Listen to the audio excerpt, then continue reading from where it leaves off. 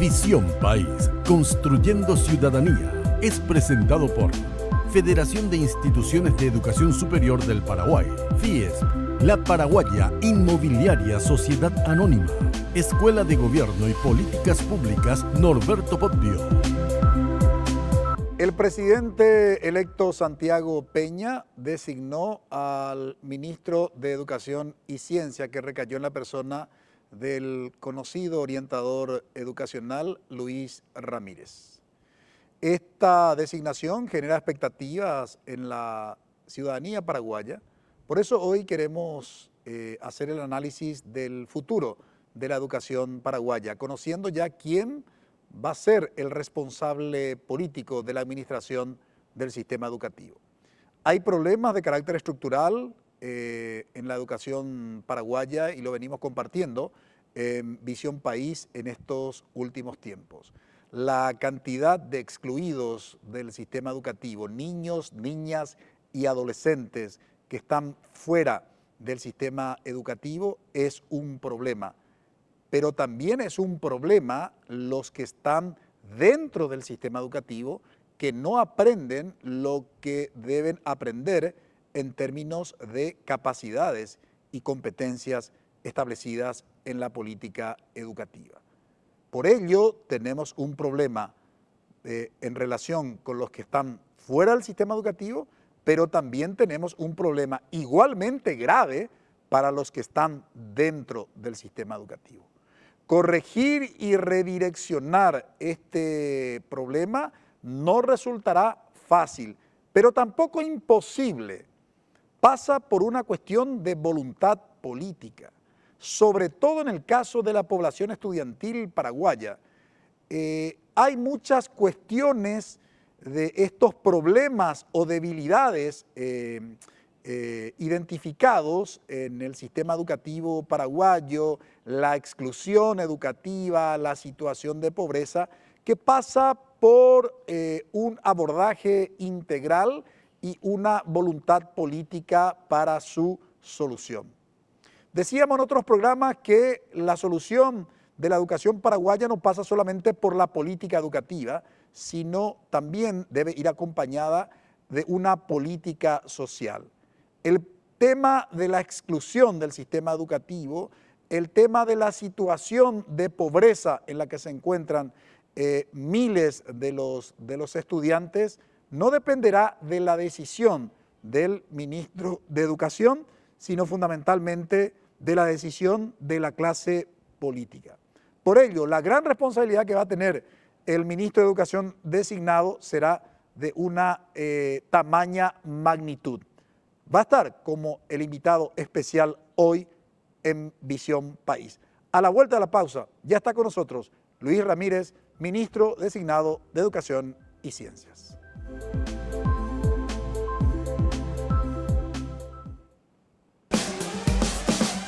Buenos días, Paraguay. Ante la promesa de cumplir con los pagos en concepto de subsidio por parte del gobierno, empresarios de transporte desactivan una nueva amenaza del paro del servicio. Te conectamos con la información más precisa para arrancar la jornada bien informado. Patricia Vargas y Juan Carlos Vareiro te acompañan en Buenos Días, Paraguay. Las obras del Puente de Héroes del Chaco están a pocos días de culminar. Se prevé que a mitad de julio la estructura que cruza el río Paraguay ya esté totalmente unida. Lunes a viernes, después de la misa, NPI nos conecta siempre.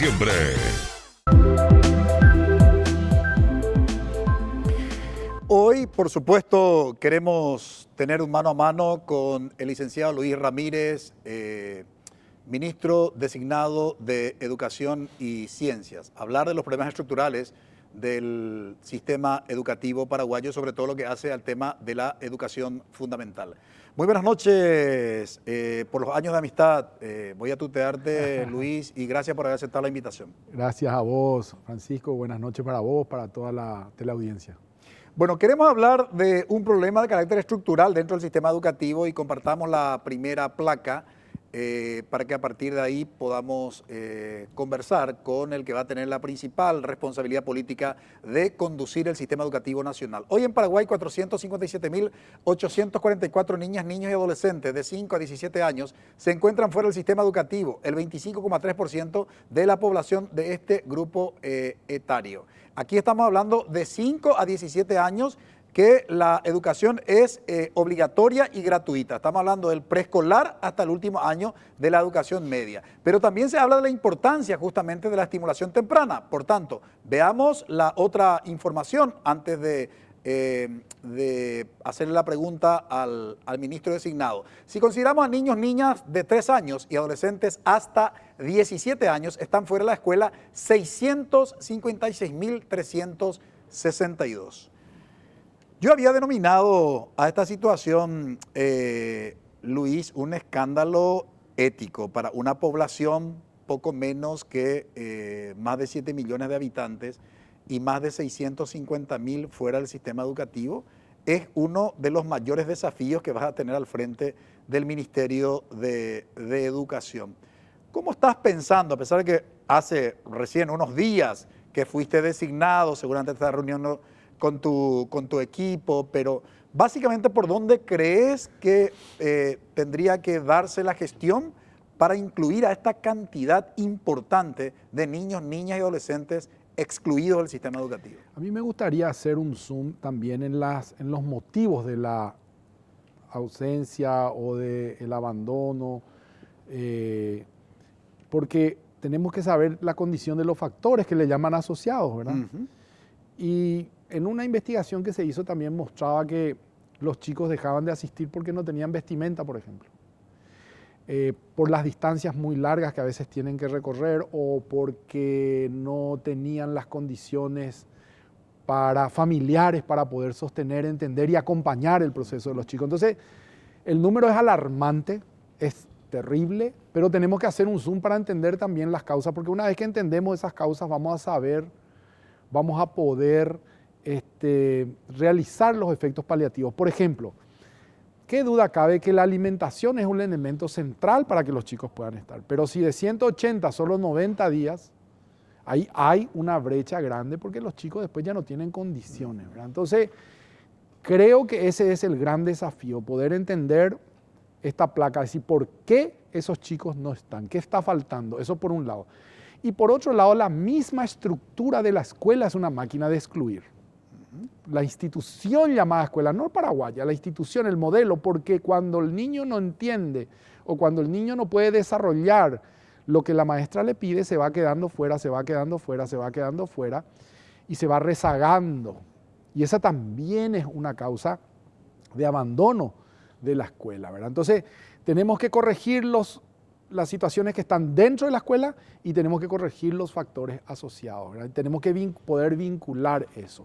Y es un desafío muy grande porque el piso con el que vamos a traer a estos chicos a la escuela también es muy básico y ahí yo creo que a veces fallamos porque hacemos programas educativos, modelos para una condición muy desarrollada. Uh-huh. Y nosotros necesitamos modelos más básicos para lograr que esa incorporación tenga niveles de un proceso, porque si no, el propio modelo le excluye, ¿verdad? Entonces, ese equilibrio es el que tenemos que encontrar y como vos bien decís, vamos a estar trabajando con el equipo, se está conformando y terminando de conformar el gabinete, así que tenemos 3 viceministros que yo considero son un lujo y con los que tenemos que ir diseñando primero un diagnóstico, no para hacer diagnóstico tenemos cientos, pero ver qué MEC recibimos. Uh-huh. Y una vez que sabemos qué MEC recibimos, cómo podemos instalar estas ideas, ¿verdad? Ahora, tocaste un tema que no es menor, Luis, lo que tiene que ver no precisamente con la política educativa, sino con la política social. Correcto. Que lo que siempre vengo sosteniendo hace un par de años, que nada puede hacer el Ministerio de Educación con la situación de pobreza en la que se encuentra un alto porcentaje de su población estudiantil y si se quiere también incluso de los docentes, sí. Porque hay varios docentes que se encuentran también en una situación, no sé si de pobreza, pero sí de precariedad como para poder desempeñar su responsabilidad social y política, que es la de, digamos, la de educar, y que no depende de las decisiones del Ministerio de Educación, precisamente, sino es responsabilidad de los otros organismos del Poder Ejecutivo y, si se quiere, incluso digamos, los organismos del Estado, ya pensando, digamos, en disposiciones legales que deben modificarse o algunas cuestiones de carácter, digamos, de carácter judicial. ¿Cómo se haría? Porque este es un tema, no es una cuestión, digamos, menor, porque la solución de los excluidos va a pasar precisamente por una revisión y transformación profunda de las políticas sociales. Sí, de las políticas sociales y de las instituciones que deberían estar trabajando para que esas políticas se hagan realidad.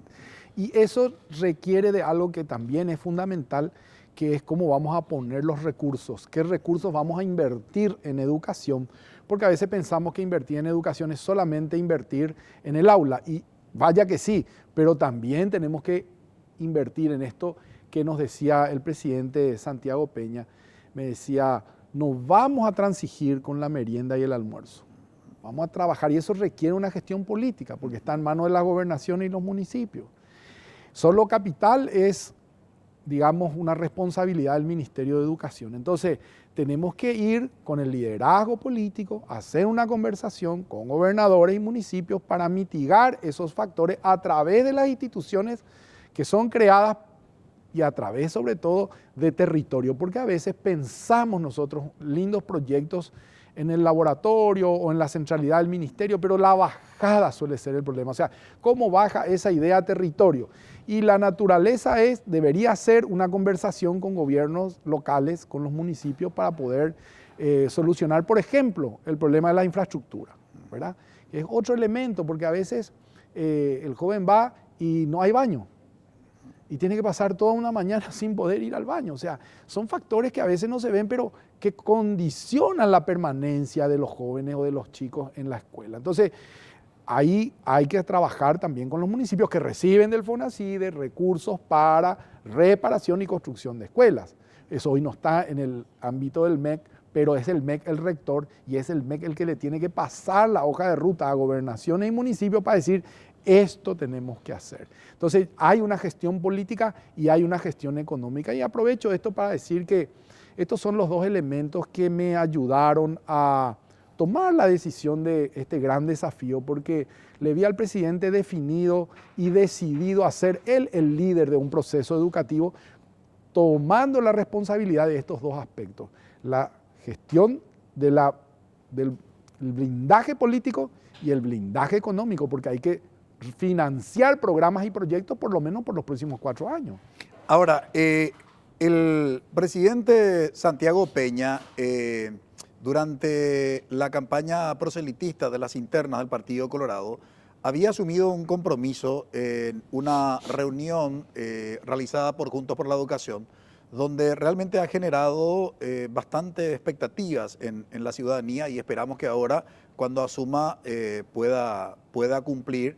Y yo incluso en uno de los programas, Luis, había dicho, ojalá los mensajes políticos también sean claros. Por ejemplo, en Paraguay nunca tuvimos una cumbre de los presidentes de los poderes del Estado. Yo sueño que alguna vez se pudiera tener, por ejemplo, una cumbre de presidentes. Es decir, cuando hay, digamos, una crisis política muy grave, el presidente de la República convoca al presidente del Congreso Nacional y al presidente de la Corte Suprema de Justicia. ¿Por qué no lo puede hacer, digamos, en el ámbito educativo? Si el presidente de la República es el que va a liderar en el caso del presupuesto, cuando se realiza el estudio del presupuesto en el Congreso Nacional, qué bueno sería que el propio presidente de la República, de la mano de su ministro de Educación, pudiera acompañar y hablar en la Comisión Bicameral de Presupuesto primero y luego en las comisiones de presupuesto de ambas cámaras del Congreso, ¿verdad? Y con los presidentes de ambas cámaras cuando se va a estudiar en plenaria, y que no dependa el presupuesto educativo de una coyuntura, ¿verdad?, política que está sujeto a cómo están las relaciones entre el presidente de la República y el Congreso Nacional, y el Congreso Nacional le pasa la factura, digamos, a los niños, niñas y adolescentes. Así es, y justamente eso es algo que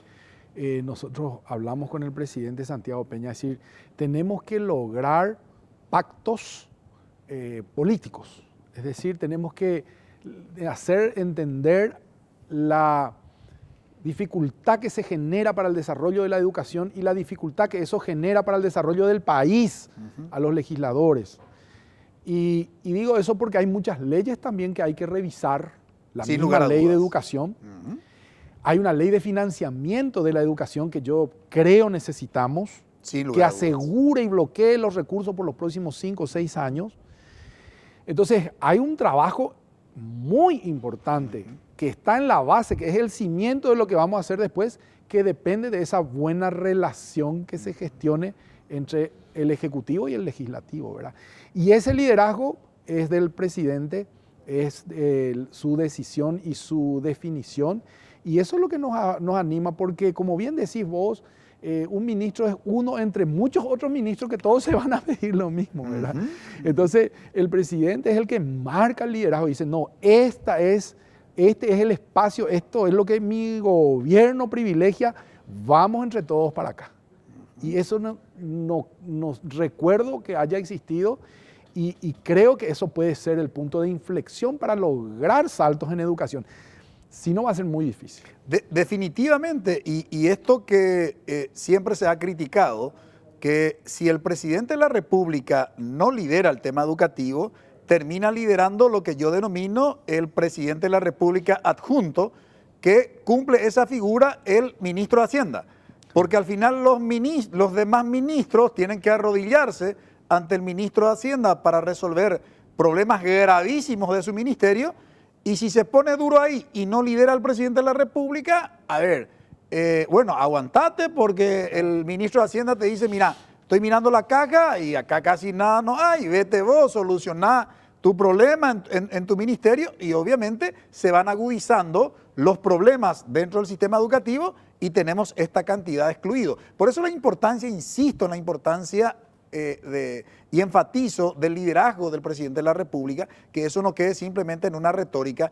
Y yo creo que la ciudadanía, Luis, sin lugar a dudas, está viendo con muy buenos ojos, y tu designación también está generando expectativas, porque en estos últimos tiempos se han designado políticos en el cargo. Nuevamente salió del Ministerio de Educación un candidato a la presidencia de la República, y está suficientemente demostrado que esto no es nada saludable.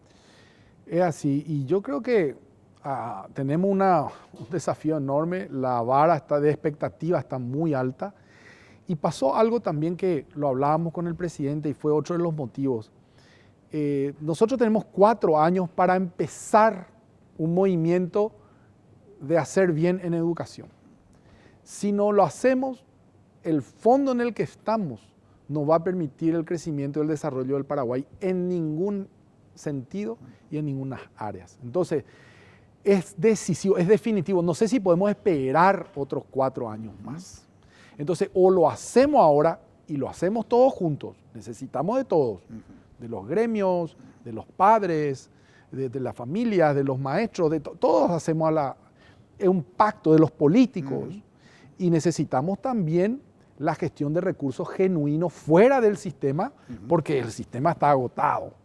Entonces, como bien decías vos, cuando el ministro de Educación tiene que hacer fila y está en una fila larga que el Ministerio de Hacienda tiene, es más difícil, porque vos tenés lindo proyecto, pero tenés que esperar en la fila. A veces te toca el lugar 1, a veces te toca el lugar 5. Sí. Y ahí ya perdiste 1 año, 2 años, y eso es definitivo en educación, ¿verdad? Entonces, yo creo que en esta ingeniería que estamos haciendo y que va a ser liderada por el presidente, creo y tengo mucha esperanza que va a lograr, porque vamos a lograr salir un poquito de estos números que son catastróficos, pero que podemos en corto plazo movernos, dar señales que estamos caminando hacia un lugar.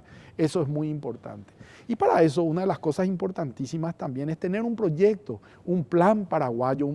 Se acaba ahora el 2024 y tenemos que tener un plan de educación que responda a la realidad paraguaya.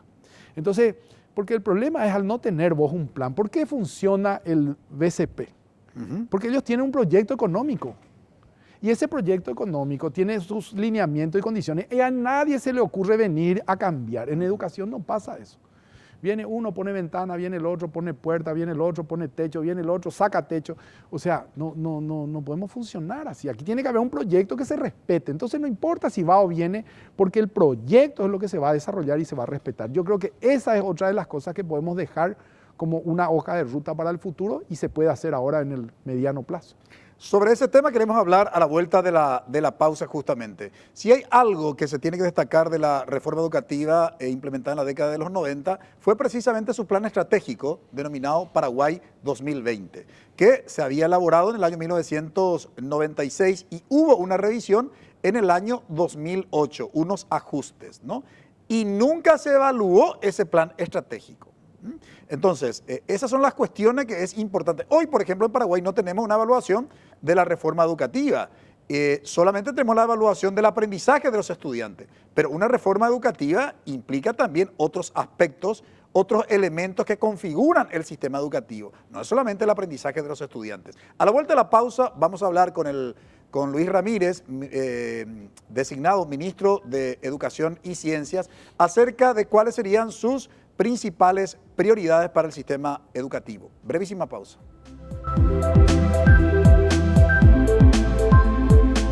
Código Peligro. Accidente de tránsito que se registraba el último sábado sobre Eusebio Ayala. Las imágenes son impactantes. Este atraco que se daba en perjuicio a un minimercado en zona de Asunción. Francisco Ortiz te conecta con los sucesos policiales más relevantes del día. Tremendo el crimen que se da frente a un local bailable donde un grupo de jóvenes tuvo un conflicto a la salida de dicho local. Código Peligro. Lunes 21 horas. NPI nos conecta siempre.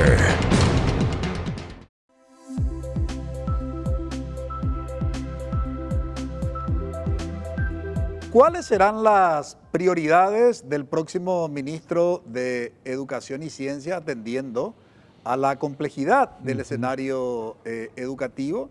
Hemos escuchado en las primeras declaraciones justamente del ministro designado que va a paraguayizar la educación, el tema de la estimulación temprana, lo que hace al tema de la comprensión lectora, entre otras cuestiones que estuvo mencionando en declaraciones a la prensa.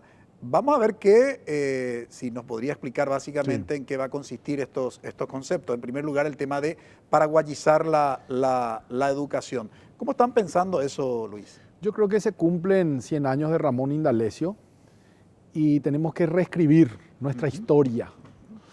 Tenemos que ver qué pasó en este proceso y cuál es esa pedagogía paraguaya que se fue haciendo y que existe, pero que no fue considerada o tomada como un elemento clave. Yo creo que hay muchos elementos importantes que tenemos que retomar.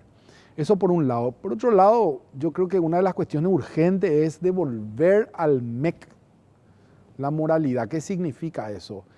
Hay técnicos muy formados durante muchas épocas. A mí me tocó participar incluso de capacitación de más de 3.000 agentes en la primera infancia, por ejemplo, y que hoy no sabemos dónde están. Entonces, ¿qué pasó? Se fue sacando del ministerio la inteligencia, la formación, la capacidad, y tenemos que devolverle eso al ministerio, porque si no es muy difícil liderar y ser rector de la educación nacional. Ese también es un punto que se puede realizar, que se debe realizar y que es como una acción inmediata. Poner a los hombres adecuados en el lugar adecuado. Y ahí eso nos va a permitir desarrollar, yo quiero cumplir con esa máxima que menos es más. Como hay tanto que hacer, queremos que la lectura, la escritura y la comprensión lectora sea uno de los ejes de nuestro trabajo. También el desarrollo lógico-matemático y el pensamiento. ¿Por qué? Porque logrando eso, todo lo que viene después se puede desarrollar, pero sin la comprensión de la lectura es muy difícil poder desarrollar sociales, ciencias. Y nosotros antes teníamos algo que era lectura comprensiva y te enseñaban cosas básicas, idea central, idea secundaria, cuáles son los personajes. O sea, con eso ya teníamos mucho. Hoy yo creo que el joven, y vos vas a conocer mejor que tenés la visión universitaria, muchas veces no encuentra la idea central en un texto, no sabe qué es la idea central, imagínate. Entonces, yo creo que la lectura y la escritura es algo que es fundamental. Y hay programas y proyectos de lectoescritura ya desarrollados por el ministerio que dejaron de tener financiación. Cuando hablábamos de la Escuela Paraguaya, hablábamos de la excelente experiencia de Escuela Viva, por ejemplo. Fue una experiencia muy exitosa, se dejó de lado. Entonces, ¿cómo podemos recuperar lo que ya hicimos e hicimos bien? Y también ahí, sin duda, el desafío es la infraestructura, ¿verdad? Hacer una reingeniería de la infraestructura del ministerio y de las escuelas es absolutamente fundamental, aunque no podamos repararlas todas en este primer trimestre, la ingeniería de la reparación debe estar hecha y tenemos que tener para arrancar el año que viene. Otro elemento que me parece central es trabajar con los maestros. Sin maestros no hay ninguna posibilidad de avanzar y de cambiar. Y ahí tenemos que hacer un estudio de los centros, que ya está hecho también el estudio de los centros de formación docente, para saber dónde están las mejores mentes y los mejores maestros formados, porque tenemos muchos magíster. Entonces tenemos que buscarlos y ver dónde están y en qué zona para que ese instituto de formación docente se especialice. ¿Qué quiere decir se especialice? Tiene que investigar, tiene que ver qué hay en el mundo, pero con la visión de cómo va a aterrizar al Paraguay. Ese ejercicio tenemos que hacer. Entonces yo veo dos posiciones. Una, la de esa estructura general, investigación, elaboración, planes, y otra, el aterrizaje a la escuela, que tiene que venir de la mano de los gremios también.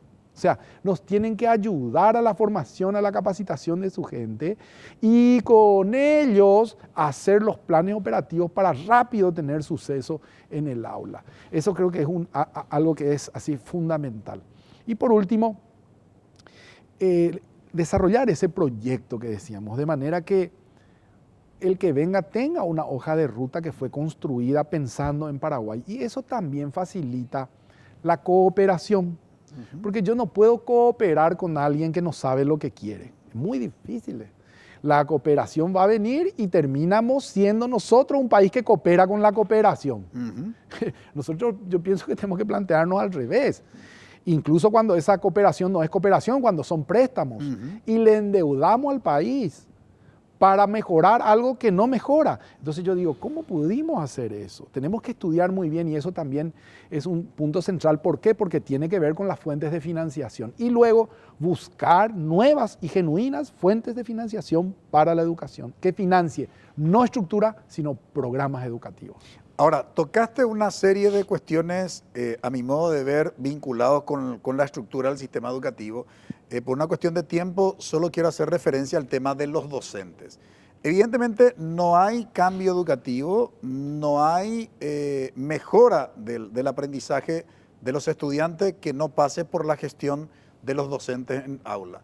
Precisamente se tomó como un principio para referirse a la calidad de la formación de los docentes, el informe McKinsey, que dice la calidad de un sistema educativo depende de la calidad de sus docentes. Sí, señor. Nosotros estamos con un gran déficit en el ámbito precisamente de la docencia. En Paraguay no existe un estudio sobre la condición docente, es decir, no sabemos realmente la situación en la que se encuentran nuestros docentes. No desconozco el estudio hecho por el Banco Mundial, pero me parece que es un estudio muy focalizado. Necesitamos un estudio mucho más amplio como el que hizo Emilio Tenti Fanfani en todos los países de América Latina, saber qué leen nuestros docentes, saber cuál es el concepto de educación que tienen los docentes, qué piensan del Estado, qué piensan de su propia profesión, cuál es la situación socioeconómica en la que se encuentra el docente, su consumo cultural, en fin, todo ese tipo de cuestiones son datos objetivos que nos permiten después diseñar algún tipo de curso de capacitación, de formación. De política de formación también, ¿verdad? Porque es así. Y sabes que comparto plenamente que tenemos que tener ese mapa.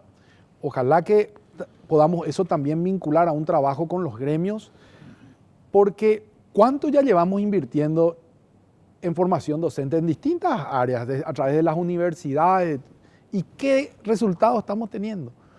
Y por lo menos no hay un resultado directo en términos de calidad del aprendizaje. Si bien no depende solo de la gestión o de la formación del docente, la mejora del aprendizaje de los estudiantes, pero sí hay un alto grado de porcentaje en la mejora. Por eso yo decía, el invertir en la formación docente, hermano, es un aspecto nomás. Hay que ver todos estos otros factores que vos estabas diciendo, porque si el maestro no tiene para comprar libros, si el maestro no tiene para movilizarse, si el maestro, o sea, no es que la formación ya hace magia, no, la formación es un aspecto central, pero necesitamos también todos estos otros factores, lo mismo que decíamos el niño con el docente, ¿verdad? Entonces, es muy bueno saber en qué nivel y en qué situación están nuestros docentes para poder desde ahí ver qué son esos otros factores, que no es la capacitación que le tenemos que dar y que le tenemos que brindar. Y yo ahí espero poder trabajar con la colaboración de todos los gremios, que creo que nos va a ayudar mucho a agilizar, a hacer mucho más rápido toda esa información a conseguir, porque es información que ellos tienen automáticamente ahí con sus asociados, ¿verdad? Definitivamente. No quisiera dejar de mencionar, Luis, lo que ya en el 2008 había escrito en mi columna en el diario ABC Color, que titulé Lo que el MEC no debe hacer en el próximo gobierno. Y señalaba que el tema de la merienda y el almuerzo escolar es un área de la salud pública, la construcción y refacción de aulas es un área de obras públicas, los kits escolares, el boleto estudiantil es un área de la equidad social. En aquel entonces hablaba de la Secretaría de Acción Social, hoy es el Ministerio de Desarrollo Social. Y en definitiva, cuando uno habla con los ministros o exministros de Educación, te dicen que el 90% de su preocupación y ocupación precisamente lo dedican a estas cuestiones y queda un 10% para lo que es la responsabilidad exclusiva del Ministerio de Educación, que es la política educativa. Si bien yo comparto 100% lo que decís, fue parte de lo que conversamos con el presidente Santiago Peña, que tenemos que hacer un rediseño de la gestión pública. Todavía hay que decir que eso tiene detractores, es decir, hay gente que piensa que el Ministerio de Educación perdería poder. Yo pienso que no va a perder la rectoría, no se trata de poder, sino se trata de rectoría. La rectoría es siempre, voy a poner un ejemplo, ¿cómo se va a construir? ¿Qué se va a construir? El ministerio dice, claro. Pero el ministerio tiene que construir, para eso está el Ministerio de Obras Públicas. Claro. Ellos son los que van a hacer físicamente eso. El MEC le va a fiscalizar. Entonces sí, yo para fiscalizar tengo gente, ¿verdad? Entonces yo comparto, coincido, creo que esto distrae mucho la función del ministro a cuestiones que son importantes, pero que no son esenciales para el proceso de aprendizaje en el aula, y por eso, como no le estamos dando tiempo a eso, no estamos viendo tampoco ningún desarrollo. Y tenemos otras estructuras, otras musculaturas en el Estado como para ser mucho más eficiente la entrega de los kits, la entrega de la merienda, las construcciones, etcétera, etcétera, ¿verdad? Entonces, yo sí creo en ese rediseño, que habrá que pensarlo, habrá que proponerlo y que va a formar parte también de un rediseño de la gestión pública, que es algo que ya es hora que nos pongamos a pensar y proyectemos. Bueno, nosotros somos uno de los pocos programas de televisión en donde tratamos muchos temas con contenido educativo y queremos comprometerte, ministro Luis Ramírez, una vez que asumas, luego tenerte aquí ya con tu equipo de viceministros para poder hablar de lo que tienen como plan para los primeros 100 días y para lo que, digamos, sería los próximos 5 años. Por lo menos como diseño, porque la experiencia nos dice que más de 18 meses no dura un ministro de Educación, pero por lo menos el diseño para el que venga pueda proseguir eso, ¿no? Así mismo es. Yo creo en eso. Tenemos que trabajar fundamentalmente y prioritariamente ese diseño, porque el ministro es un fusible al final, ¿verdad? Y está para eso, ¿verdad? Entonces, lastimosamente, Colombia no hizo así, ¿eh? Colombia pegó el salto cuando le mantuvo 8 años a su ministra de Educación. Pero fue un pacto social, un compromiso, que nosotros también tenemos que buscar y trabajar. Y sí, el compromiso de venir y compartir por lo que vos decís, ¿verdad? Este es un programa eminentemente educativo y entonces mucha gente puede y nosotros podemos compartir y llegar a mucha gente del sector educativo a través de estos programas, que es algo muy importante también, comunicar para dónde vamos a ir, qué vamos a hacer y que también nos puedan evaluar. Entonces yo creo que eso es algo que se da automáticamente cuando nos venimos a presentar y a exponer aquí en estos programas, porque finalmente es conversar con la gente, ¿verdad? Así que mi compromiso de seguir participando. Éxitos en esta gran responsabilidad política de administrar el sistema educativo y nuevamente muchas gracias por haber aceptado la invitación, Luis. Gracias Francisco, y un saludo grande a la audiencia, un compromiso enorme que lo hago pensando en una contribución a la educación paraguaya. Soy un educador de corazón y de nacimiento, y eso es lo que me mueve a estar acá y a estar en este difícil momento también social que estamos viviendo, ¿verdad? Porque el ministro de Educación, siento yo, va a tener que ser un gran articulador en este tiempo. Esa es una de las características, un facilitador de la comunicación y la conversación. Y espero poder hacerlo. Gracias, Francisco. No, gracias a vos, ministro. Brevísima pausa. A la vuelta seguimos hablando del futuro de la educación paraguaya.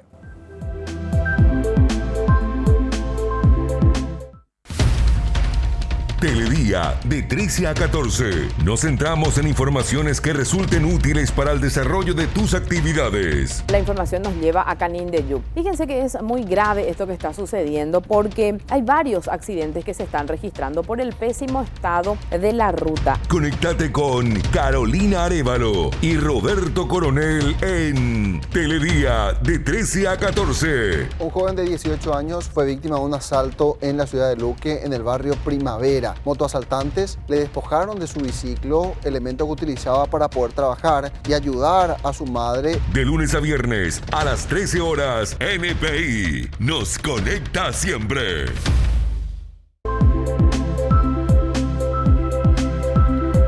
El futuro de la educación en nuestro país seguimos analizando. En los bloques anteriores le tuvimos al ministro designado de Educación y Ciencia, que ha generado, o está generando mejor, una gran expectativa en la opinión pública, en la ciudadanía y sobre todo también en los sectores educativos. Es una persona que conoce el sistema educativo, tanto en gestión privada como en gestión pública, porque estuvo también vinculado un tiempo al sector público educativo, y es una persona desde el punto de vista del perfil técnico que sin lugar a duda, una sólida formación. Ahora, hay que ver en términos de gestión de Estado, que no depende de la voluntad individual. En ese contexto, hoy queremos poner en perspectiva, le tenemos al profesor Gabriel Espínola, de la Organización de Trabajadores de la Educación, OTED Auténtica. Muy buenas noches, profesor Gabriel, y gracias por haber aceptado la invitación. Buenas noches, Francisco, buenas noches a la audiencia y dispuesta a continuar el debate sobre la educación pública de nuestro país. Asimismo, también nos acompaña el profesor Rafael Resquín, de la Unión Nacional de Educadores, Sindicato Nacional, que hace un par de días tuvo elecciones y está ocupando la responsabilidad de conducción más importante en la Unión Nacional de Educadores, Sindicato Nacional, que no sé cuál es la denominación del cargo, no sé si es secretario general o presidente. Buenas noches, profesor Resquín, gracias por aceptar la invitación. Buenas noches, doctor, compañero Gabriel, a la audiencia. Gracias por la invitación y la nominación de la presidencia. Ah, presidencia. Tenemos presidente. Bueno, no solamente al ministro de Educación le deseamos éxitos, sino también le deseamos éxitos en la conducción de un gremio tan importante como la UNE. Gracias, doctor, muy amable. Bien, dijimos que genera una gran expectativa la designación de Luis Ramírez al frente del Ministerio de Educación. ¿Qué esperan ustedes desde la OTED Auténtica? Esperamos que se haga realidad ese discurso que estamos escuchando. Apertura. Tenemos que indudablemente e invariablemente ingresar al camino que nos conduzca a la transformación, una transformación integral. No se hace sin la participación.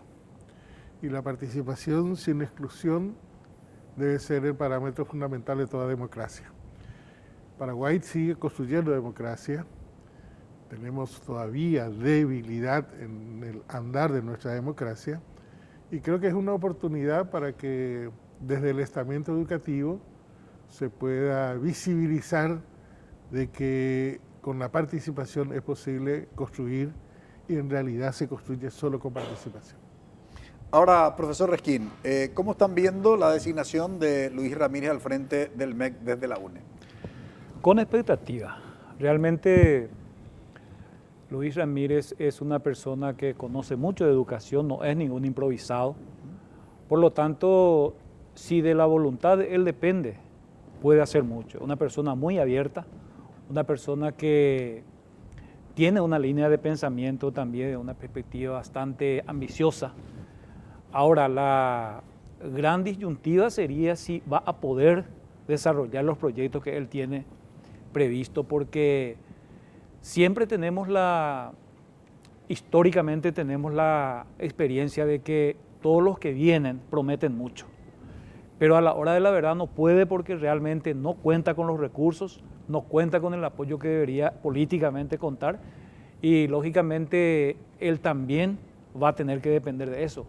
Entonces ojalá que de una buena vez el sector político, el presidente de la República también está generando una expectativa, un muchacho joven con mucha capacidad y ojalá realmente pueda encontrar la clave para que la educación realmente sea el puntal del desarrollo nacional. ¿Cuáles son las urgencias a tu modo de ver, profesor Gabriel, de lo que debe formar parte de la agenda prioritaria de Luis Ramírez? El designado es como aquel jugador futbolista que se convoca para ingresar a la cancha. Entonces empieza a hacer el entrenamiento al costado de la cancha. Mientras hace el entrenamiento, ya el partido está jugándose. El partido para la definición del presupuesto ya está en juego. Y a ver si ese entrenamiento le da la habilidad suficiente y la destreza para que en un periodo de tiempo de ahora al 15 de agosto, que el anteproyecto de presupuesto aún está en Hacienda y que luego el 1 de septiembre estarán en la bicameral, se pueda tener por lo menos ciertas decisiones que encamine a transformar la primera gran necesidad para en parte empezar a cumplir ese discurso, que es el presupuesto. Al ministro se le puede desboronar y se puede derrumbar toda su construcción mental si no tiene los recursos financieros. Y el presupuesto que hoy día se tiene en educación y que se proyecta para el 2024 es para hacer lo mismo, es decir, para hacer igual, con la misma necesidad. En este momento, en el departamento central no se llegó a distribuir la totalidad de los útiles escolares. Aún está pendiente. Estamos terminando, se terminó el día de ayer, se inició el receso de invierno y, sin haber cumplido con eso. De igual modo, la alimentación escolar. Capital va a tener déficit con este presupuesto si llega a aprobarse así como está. Por lo tanto, es necesario modificar ese presupuesto. Por otro lado, es necesario pensar a corto plazo en ejecutar una transformación para desburocratizar aún más. Y es absolutamente necesario esa desburocratización que pesa en la tarea de las aulas para que el proceso de enseñanza vaya a ser diferente. Es necesario instalar la garantía para la libertad pedagógica. Y si este discurso de alguien que conoce educación, que trabaja en educación, puede garantizar aquello, podemos iniciar un proceso interesante que nos encamine a que eso que se está enunciando como prioridad, comprensión lectora, matemáticas, se inicie procesos que nos encamine a esa transformación necesaria. Ahora, ¿cuáles son las grandes urgencias, profesor Reskin, y las deudas, si se quiere, con el sector docente de las autoridades que en estos últimos tiempos estuvieron al frente del MEC? Bueno, en realidad ratifico lo que dijo Gabriel. La inversión es esencial, porque hace unos días nosotros tuvimos en el Ministerio de Educación y Ciencia una reunión donde estuvimos mirando un poco el presupuesto planteado por el MEC. Y nos encontramos con ¿qué cosa? Nos encontramos con una serie de déficits. No hay un rubro que va a poder desarrollarse cómodamente, presupuestariamente hablando. Hasta inclusive asusta la situación en la que se encuentra el presupuesto de educación, porque hay rubros claves que no se va a poder cubrir. Hay proyectos claves que no se va a poder ejecutar. Y eso es en términos pedagógicos, en términos académicos. El ministerio piensa en, por ejemplo, satisfacer la problemática de la primera infancia para ir arrancando, para que realmente la escuela supla un poco la necesidad, la carencia familiar, etcétera, pero no tiene absolutamente presupuesto. Inclusive en un momento dado nos hace pensar por qué el ministerio está abarcando tanto, cosa que realmente podría haberse solucionado con otras instituciones. Sin embargo, hoy es eso lo que tenemos. Y si es que vamos a hablar en términos reivindicativos, está en una situación más paupérrima aún. Porque fíjese, en este momento se está pagando, por ejemplo, escalafón la resolución de 2020 y estamos en el 2023 a mitad de año.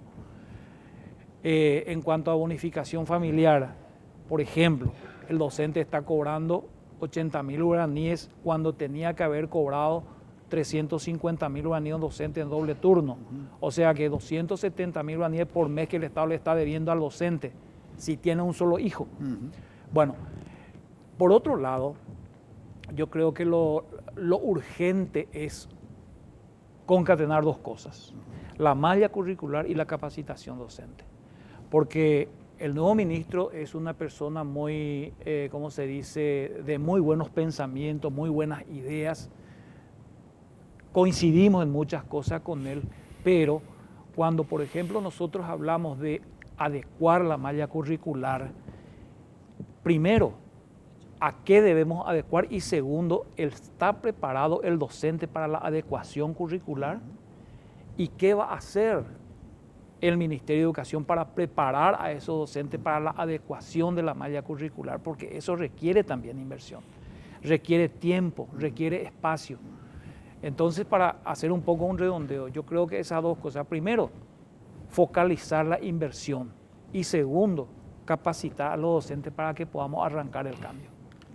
Ahora, hay problemas históricos y estructurales de la educación paraguaya, sin lugar a dudas, que no pasa simplemente por una gestión individual de quien esté al frente del Ministerio de Educación. Hablaba justamente en uno de los bloques Luis Ramírez que es necesario un pacto político por la educación.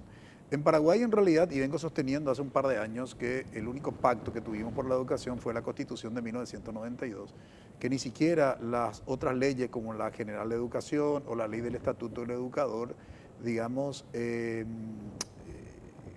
consideró un pacto político, ¿no? Y cuando no hay un pacto político, digamos, se corre por andariveles diferentes. El Ejecutivo va por su lado y la clase política representada en el Poder Legislativo camina por sí solo. ¿Cómo ves, profesor Gabriel, este tema del pacto político? Sobre todo en esta coyuntura que tenemos, que a mi modo de ver se está dando una crisis muy aguda y compleja en estos más de 30 años de periodo democrático, con grupos que surgieron denominados pro vida y pro familia, que creíamos que formaban parte simplemente de una campaña electoral. Sin embargo, la semana pasada se presentó un proyecto de ley en la Cámara de Senadores que resurge, ¿no?, esta crisis aguda que se dio en el sistema educativo. El proyecto de ley, dicho sea de paso, inconstitucional, porque atropella la libertad ideológica que está garantizada en la Constitución Nacional. Eso no quiere decir que exista ideología de género. Otro atropello. Tú que eres mucho más versado en las ciencias sociales, sabes perfectamente que este concepto no está circunscrito en ese ámbito. Pero te diría, yo creo que hay que ratificar ese pacto social. Es necesario ratificar.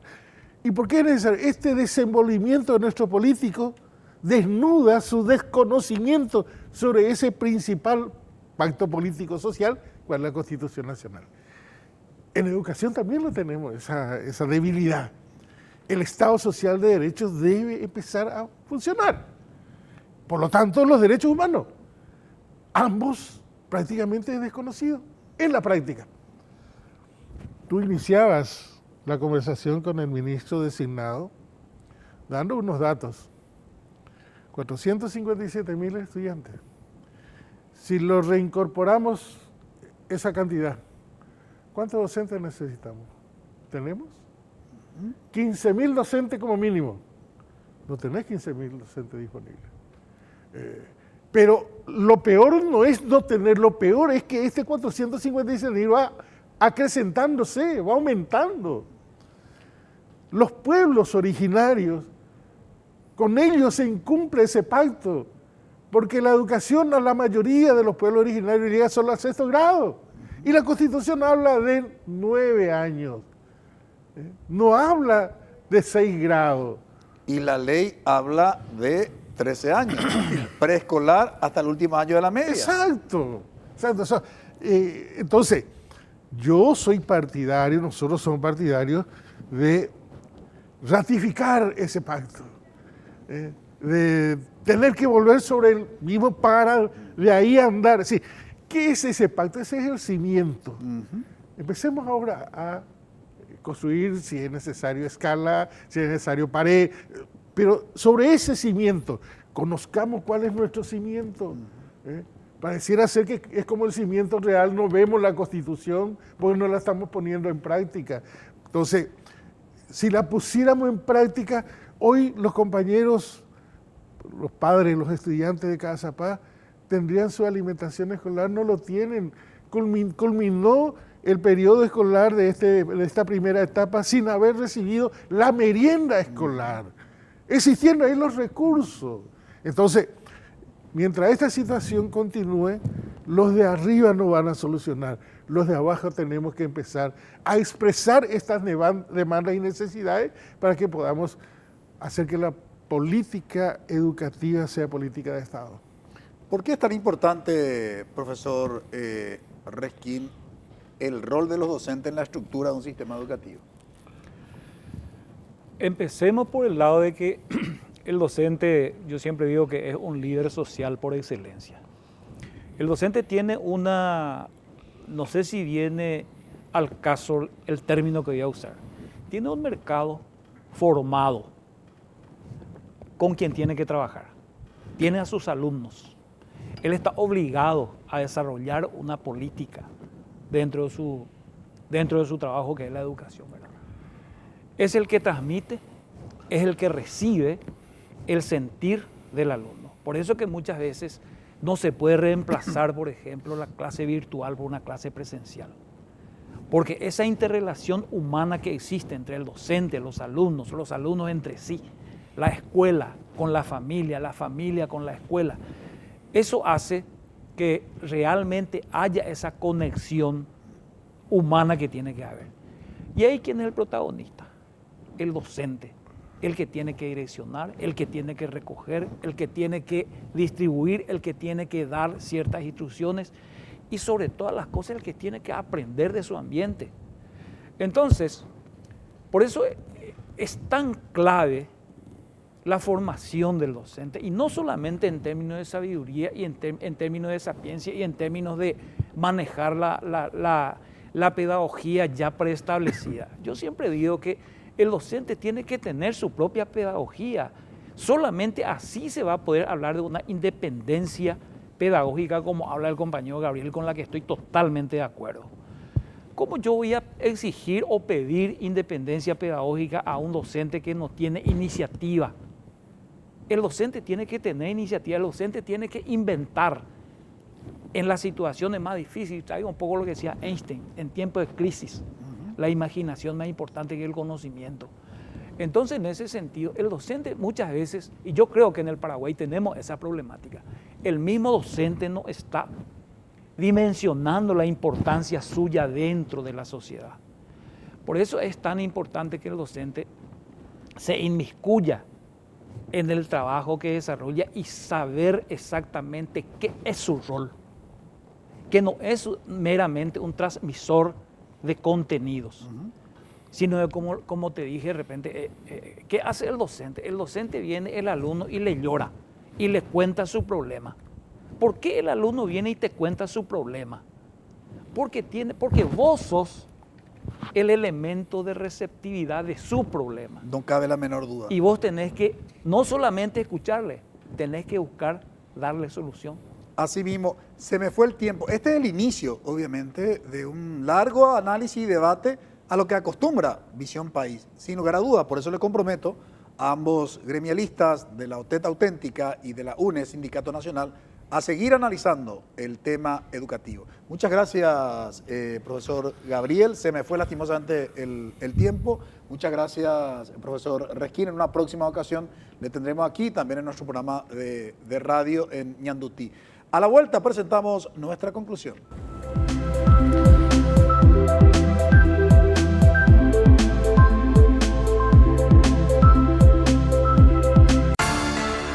En NPI, Óscar Acosta y Menchi Barrio Canal te conectan con la información. En Voz Alta, programa de información y opinión. Estamos todos los días, de lunes a viernes. Desde los estudios de Monumental, 1080 AM. Algo imparete fito la Parlamento. Se hizo luego así. Ese fue luego el sentido de una convención nacional constituyente. Más que el Ejecutivo. Pero, pues, claro. ¿Por qué? Porque veníamos de 35 años de centralización, claro. En Voz Alta, lunes a viernes a las 14 horas. Conéctate con nosotros a través de todas las plataformas. NPI nos conecta siempre.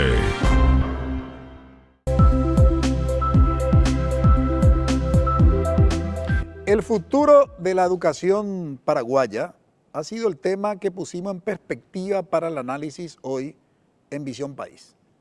Le escucharon a Luis Ramírez, designado ministro de Educación y Ciencias.